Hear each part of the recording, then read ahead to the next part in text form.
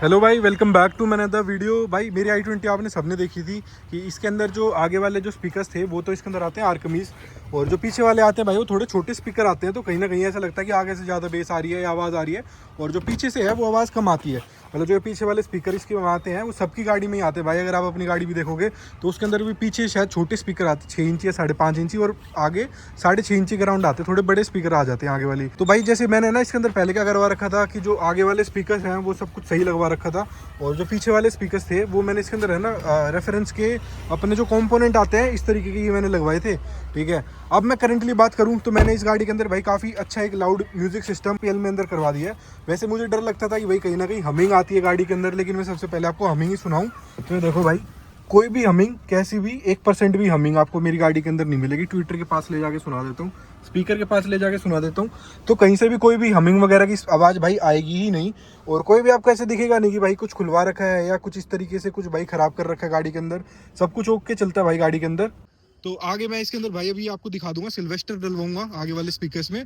पीछे जो है भाई कंपोनेंट उनको मैम से कनेक्ट करा दूंगा, और जो एम्पलीफायर वगैरह की प्लेसमेंट्स वगैरह है या फिर जिस तरीके का पीछे ऊफर वगैरह है मैं आपको एक बार वो दिखाता हूँ। तो ये देखो भाई, पीछे मैंने इसके अंदर इस तरीके का एक पूरा वूफर बनवाया है। ये भी मेरे पास घर पे रखा हुआ था, पाइनियर का है। अगर एम्पलीफायर अगर मैं आपको दिखाऊं तो ये देखो भाई, ये एम्पलीफायर की प्लेसमेंट है। यहाँ पर मैंने एम्पलीफायर पूरा अपना प्लेस करवाया है। वायरिंग वगैरह देख सकते हो भाई कितनी नीट एंड क्लीन है।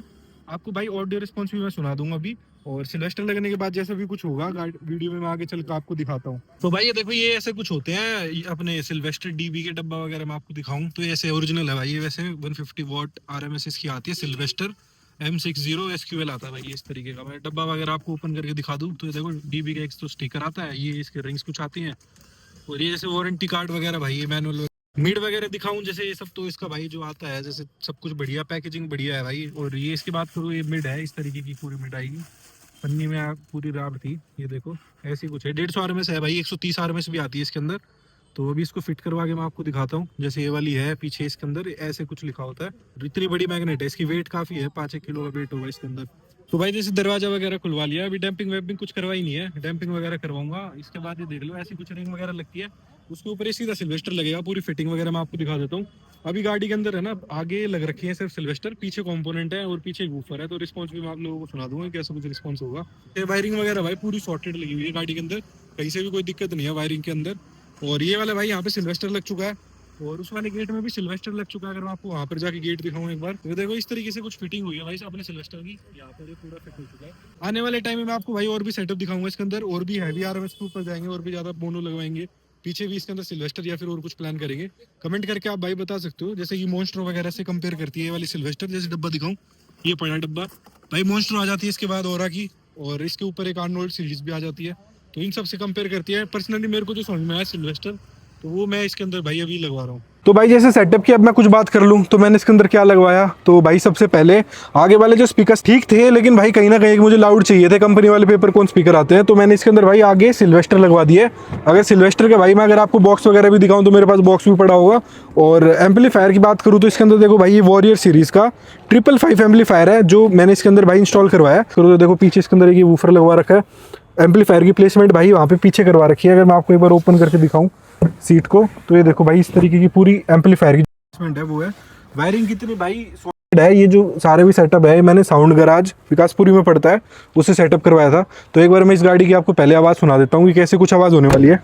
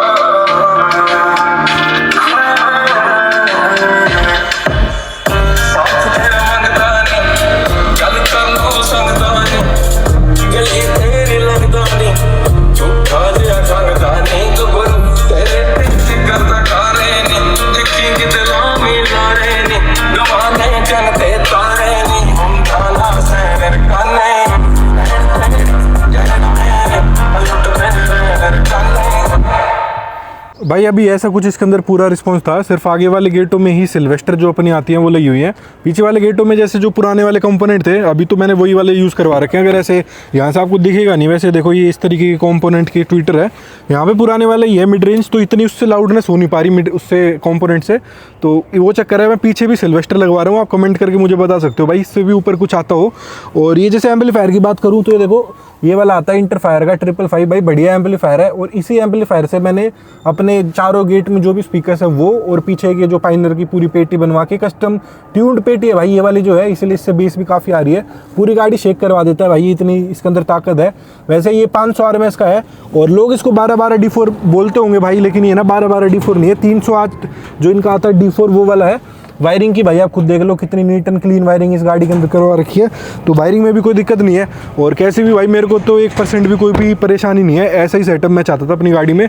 और जैसे इसके अंदर DSP की भी भाई ज़रूरत पड़ती नहीं है, क्योंकि इसके अंदर लाइव ऑप्शन आ जाता है स्क्रीन के अंदर से ही। तो भाई ये कुछ था पूरी गाड़ी का रिस्पॉन्स। और अभी आगे जाके इसके अंदर और हैवी भी मैं करवाऊँगा, जैसे पीछे फट्टे के ऊपर अपने भाई 2150 भी मुझे इंस्टॉल करवाने हैं, और उसके साथ साथ पीछे सिल्वेस्टर भी लगवाने हैं। तो भाई इसी के साथ बहुत बहुत धन्यवाद आपका मेरी वीडियो को यहाँ तक देखने के लिए।